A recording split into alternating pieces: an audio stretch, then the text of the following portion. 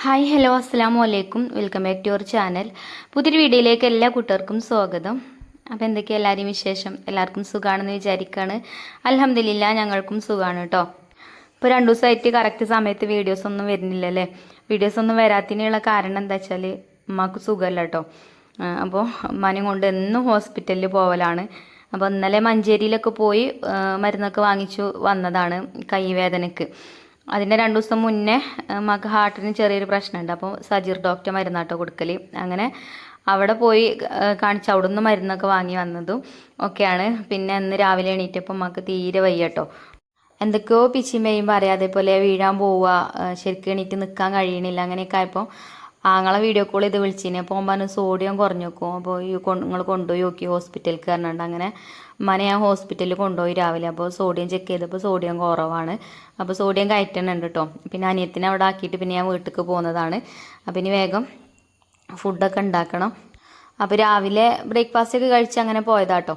ഇനിയിപ്പോൾ ഉച്ചക്കൊക്കെ ഉള്ളതൊക്കെ ഉണ്ടാക്കണം. പിന്നെ ഇവിടെ നാത്തൂനും കുട്ടികളും ഉണ്ട്, അതേപോലെ അനിയത്തി മക്കളൊക്കെ ഉണ്ട്. ഉമ്മാക്ക് വയ്യാന്ന് പറഞ്ഞപ്പോൾ അവരൊക്കെ വന്നതാണ്. അപ്പോൾ മരുന്നൊക്കെ കയറ്റിയപ്പോൾ പിന്നെ കുഴപ്പമൊന്നും ഉണ്ടായിട്ടില്ല. അപ്പോൾ ഞാൻ വേഗം ചോറും കൂട്ടാനൊക്കെ ഉണ്ടാക്കാമെന്ന് വിചാരിച്ചു. ഇപ്പോൾ എല്ലാവരും ഉള്ളതും അല്ലേ വീട്ടിൽ.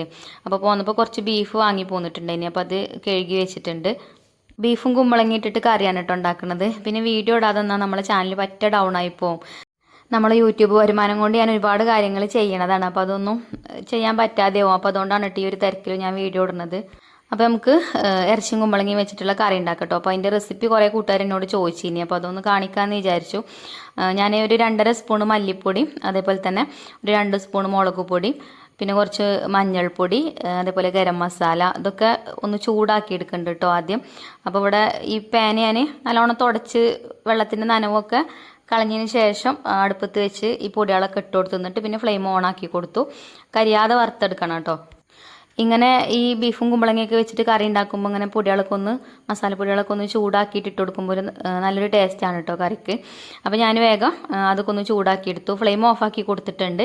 പിന്നെ ബീഫ് കഴുകിയത് കുക്കർക്ക് ഇട്ട് കൊടുത്തിട്ടുണ്ട്. ഇനി നമ്മൾ ചൂടാക്കിയ മസാലപ്പൊടികളുണ്ടല്ലോ അത് അതിലേക്ക് ഇട്ട് കൊടുക്കുന്നുണ്ട്.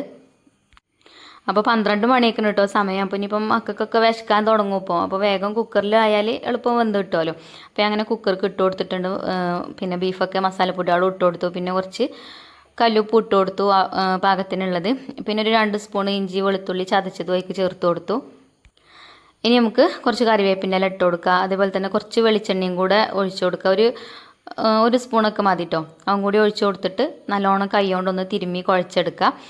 എന്നിട്ട് വെള്ളം ഒഴിച്ചു കൊടുത്തിട്ട് അടച്ചു വെച്ചിട്ട് വേവിച്ചെടുക്കുക. അപ്പം വിസിലിൻ്റെ കണക്കൊന്നും ഞാൻ പറയണില്ല കേട്ടോ. അതൊക്കെ നമുക്കറിയാലോ, നമ്മൾ കുക്കറിൽ എത്ര വിസിൽ വേണം ബീഫ് വേവാനോ എന്നൊക്കെ ഉള്ളത്. അപ്പോൾ അതിനനുസരിച്ചിട്ടൊക്കെ നിങ്ങൾ വേവിച്ചെടുക്കാം. പിന്നെ നമുക്ക് കുമ്പളങ്ങയും കൂടെ വേവിച്ചെടുക്കാനുള്ളതാണ്. അപ്പം നല്ലോണം വെന്ത് കലങ്ങി പോകണ്ട കേട്ടോ ബീഫ്. പാകത്തിന് വെന്താൽ മതി. അപ്പോൾ ഞാൻ വെള്ളമൊക്കെ ആവശ്യത്തിന് ഒഴിച്ചു കൊടുത്തിട്ടുണ്ട്. പിന്നെ അടച്ചു വെച്ചിട്ട് നമുക്ക് അടുപ്പത്ത് വെച്ചിട്ട് വേവിച്ചെടുക്കാം. പിന്നെ ഇതിക്ക് കുമ്പളങ്ങ വേണം. കുമ്പളങ്ങ അനിയത്തി വന്നപ്പോൾ കൊണ്ടുവന്നീനി കേട്ടോ, ഓളെ വീട്ടിലുണ്ടായത്. അപ്പോൾ അതുകൊണ്ട് കുമ്പളങ്ങ ഞാൻ വാങ്ങിച്ചിട്ടില്ല. അപ്പോൾ ഞാൻ അതൊന്ന് തൊലിയൊക്കെ കളഞ്ഞൊക്കെ ഒന്ന് റെഡിയാക്കി എടുക്കുന്നുണ്ട്. ഓള് കൊണ്ടുവന്ന കുമ്പളങ്ങ നല്ല പച്ച കളറാണ് കേട്ടോ. ഇവിടെ നമ്മളെ വീട്ടിലുണ്ടായിക്കണ് കുമ്പളങ്ങ. അയിമല് ഈ വെണ്ണീറിൻ്റെ കളറുണ്ടല്ലോ, അങ്ങനത്തെ കളറാണ്. അത് രണ്ടും കളർ വ്യത്യാസമുണ്ട്. അപ്പോൾ ബീഫും കുമ്പളങ്ങയും വെച്ചിട്ട് കറി ഉണ്ടാക്കും. അതേപോലെ ബീഫും ചിക്കൻ ഉണ്ടല്ലോ, ചിക്കനും വെച്ചിട്ട് കറി ഉണ്ടാക്കും. ഞാൻ അങ്ങനെയൊക്കെ ഉണ്ടാക്കിക്കണം കേട്ടോ. അങ്ങനത്തെ കറിയൊക്കെ ഉണ്ടാക്കിക്കണ്. അതിൽ ഏറ്റവും കൂടുതൽ ഇഷ്ടപ്പെട്ടിട്ടുള്ളത് ഇതാണ്, ബീഫും കുമ്പളങ്ങയും വെച്ചിട്ടുള്ള കറി. ചിക്കനും കുമ്പളങ്ങയും വെച്ചിട്ടുള്ള കറി കുട്ടികൾക്കും ഇഷ്ടമാണ് കേട്ടോ. അപ്പം ഇന്ന് ചിക്കൻ കിട്ടിയില്ല. ഞാൻ ഹോസ്പിറ്റലിൽ നിന്ന് പോന്നപ്പോൾ ചിക്കൻ കടയിൽ കയറിയിനി. അപ്പോൾ ചിക്കനൊക്കെ കഴിഞ്ഞിക്കണം കേട്ടോ. വെള്ളിയാഴ്ച ആയതുകൊണ്ടേ ഒക്കെ നേരത്തെ കഴിഞ്ഞിക്കണ്. പിന്നെ ഇതിൻ്റെ ഇടയിൽ ഞാൻ ചോറ് അടുപ്പത്തിട്ടിട്ടുണ്ടായിന് കേട്ടോ. ചോറ് തേങ്ങാച്ചോറാണ് ഉണ്ടാക്കുന്നത്. അപ്പോൾ നമ്മൾ അടുപ്പിൻ്റെ അവിടുത്തെ ഷീറ്റ് പൊട്ടിയിട്ട് ഇന്നലെ രാത്രിയൊക്കെ ഇവിടെ നല്ല മഴയാണ് കേട്ടോ. മഴ പെയ്തിട്ട് അതിൻ്റെ ഉള്ളിൽ കൂടെ വെള്ളം നിറഞ്ഞാണ്ട് ആകെ ഷീറ്റൊക്കെ പൊട്ടി ആകെ വൃത്തികേടായി കിടക്കുകയാണ് കേട്ടോ അടുപ്പ്. അതിനിപ്പോൾ കയറൊക്കെ എടുത്ത് അങ്ങോട്ട് വലിച്ച് കെട്ടിയിട്ടൊക്കെ വേണം. അപ്പോൾ അവിടെ അടുപ്പ് എന്തായാലും കത്തിക്കാൻ വയ്യ, വെള്ളം നിറഞ്ഞ് കിടക്കുകയാണ്. അപ്പോൾ ഞാനിവിടെ നമുക്ക് കാറ്ററിംഗ് ഒക്കെ ഉണ്ടാകുമ്പോൾ ഉപയോഗിക്കുന്ന അടുപ്പാണിത്. അപ്പോൾ ഈ അടുപ്പത്താണ് കേട്ടോ ചോറ് വെച്ചിട്ടുള്ളത്. അപ്പം ഇങ്ങനെ കുടുങ്ങുമ്പോഴൊക്കെ ഈ ഒരടുപ്പത്തും കത്തിക്കുകയൊക്കെ ചെയ്യാം. നല്ലോണം കത്തും ചെയ്യും. നല്ലോണം ചകിരിയൊക്കെ ഇട്ട് കൊടുത്താൽ നല്ല കനലും ഉണ്ടാവും.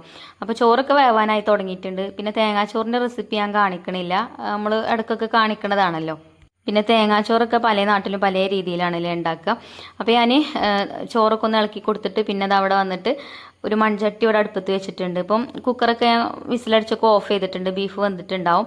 അപ്പോൾ ഈ ചട്ടിക്ക് വെളിച്ചെണ്ണ ഒഴിച്ചു കൊടുത്ത് കുറച്ച് ചെറിയ ഉള്ളി കട്ട് ചെയ്തെടുത്തിട്ടുണ്ട്, അത് ഇട്ട് കൊടുത്തു. പിന്നെ 2 സവാള അരിഞ്ഞു വെച്ചിട്ടുണ്ടായിന് കേട്ടോ, അതും ഇതിലേക്ക് ചേർത്ത് കൊടുത്തിട്ടുണ്ട്.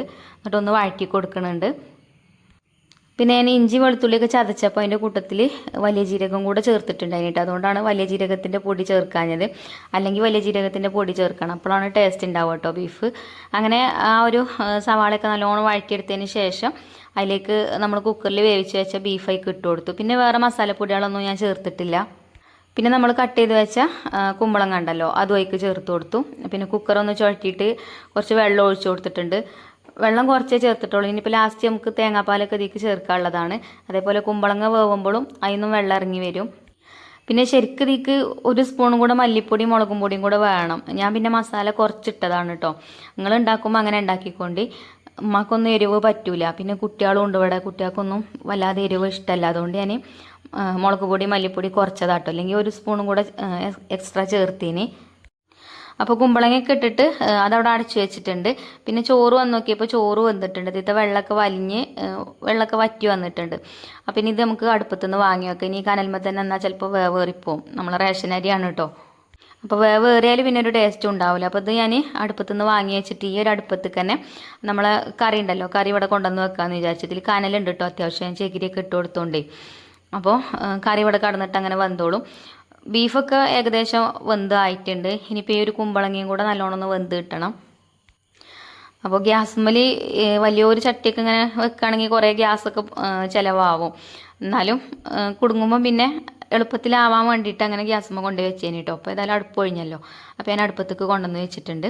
അപ്പം ഇനി അത് അവിടെ കടന്നിട്ട് വേവട്ടെ. ഇനി ആ ഒരു സമയം കൊണ്ട് വേഗം ഇതിക്ക് കുറച്ച് തേങ്ങാപ്പാൽ എടുക്കണം. അപ്പോൾ ഞാൻ കുറച്ച് തേങ്ങാപ്പാലൊക്കെ അതിൻ്റെ അടിയിൽ തേങ്ങയൊക്കെ നാത്തും ചിരകി തന്നിട്ടുണ്ട് കേട്ടോ, ഞാനല്ല ചിരകിയത്.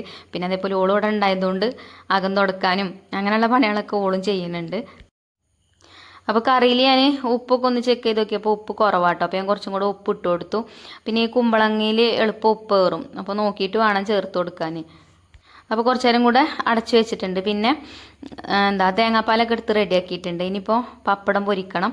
അപ്പോൾ ഫുഡ് ആയിക്കഴിഞ്ഞാൽ വേഗം കുട്ടികൾക്ക് ഫുഡ് കൊടുക്കാമെന്ന് വിചാരിച്ചിട്ടാണ് കേട്ടോ. ഞാൻ 12 മണി ആയപ്പോഴാണ് ഫുഡ് ഉണ്ടാക്കാൻ നിന്നത്.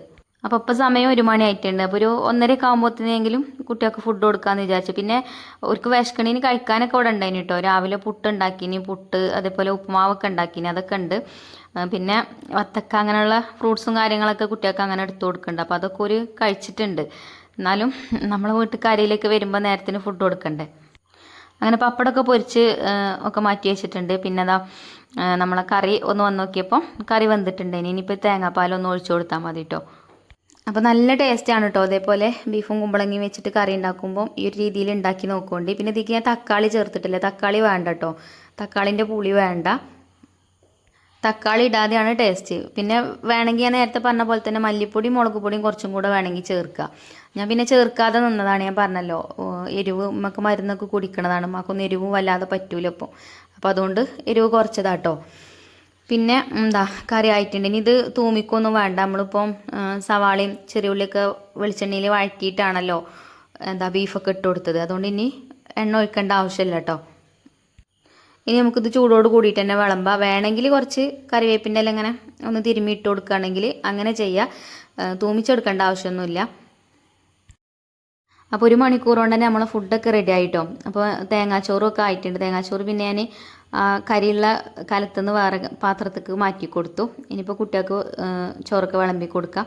പിന്നെ ഈ തേങ്ങാച്ചോറ് പല നാട്ടിലും പല രീതിയിലാണ് ഉണ്ടാക്കുക. ഞാൻ അതിൻ്റെ മുന്നേ ഒരു തേങ്ങാച്ചോറിൻ്റെ റെസിപ്പി ഇട്ടപ്പോൾ ഇങ്ങനെയും നല്ല തേങ്ങാച്ചോറ് ഉണ്ടാക്കാമെന്ന് പറഞ്ഞിനി. അപ്പോൾ നമ്മളവിടെ മലപ്പുറം ഭാഗത്തൊക്കെ ഈ ഒരു രീതിയിൽ തന്നെയാണ് കേട്ടോ ചോറ് ഉണ്ടാക്കൽ. ഇതെങ്ങനെയാണെന്ന് വെച്ചാൽ നമ്മൾ അരി കഴുകുമ്പോൾ അതിൻ്റെ കൂട്ടത്തിൽ തന്നെ ഉലുവയും കഴുകി പിന്നെ അതിലേക്ക് തേങ്ങ ചിരകിയതും അതേപോലെ ചെറിയ ഉള്ളിയും ഉപ്പിട്ടിട്ട് കൈകൊണ്ട് നല്ലോണം തിരുമ്മി തിളച്ച വെള്ളത്തേക്ക് ഇട്ട് കൊടുക്കും. അങ്ങനെയാണ് നമ്മൾ തേങ്ങാച്ചോറ് ഉണ്ടാക്കൽ. പിന്നെ എന്നോട് കമൻറ്റ് ബോക്സിൽ പറഞ്ഞിരുന്നത് തേങ്ങാച്ചോറ് തേങ്ങാപ്പാലിലാണ് ഉണ്ടാക്കുക നോക്കിയാണ് കേട്ടോ. അപ്പോൾ അതെനിക്കറിയില്ല, നമ്മളെ ഈ ഒരു ഭാഗത്ത് ഇങ്ങനെയാണ് ഉണ്ടാക്കൽ. അപ്പോൾ അതുകൊണ്ടാണ് ഞാൻ അങ്ങനെ കാണിച്ചത്. അപ്പോൾ ഞാൻ റെസിപ്പിയൊന്നും കാണിച്ചിട്ടില്ല. പിന്നെ കുറേ കമൻറ്റിനുണ്ട് കേട്ടോ റിപ്ലൈ തരാൻ, അതൊക്കെ ഞാൻ ഒഴിവുപോലെ തരുന്നുണ്ട്. ഇന്നലെ കുറേ ആൾക്കാർക്ക് റിപ്ലൈ കൊടുത്തിട്ടുണ്ട്. അതേപോലെ ഒഴിവ് കിട്ടുന്ന സമയത്തൊക്കെ കമൻറ്റിന് റിപ്ലൈ തരുന്നുണ്ട്. അപ്പോൾ ഇന്നത്തെ വീഡിയോ അത്ര തന്നെ ഉള്ളൂ. ഇൻഷാ അല്ലാ നല്ലൊരു വീഡിയോ ആയിട്ട് നമുക്ക് വീണ്ടും കാണാം. താങ്ക്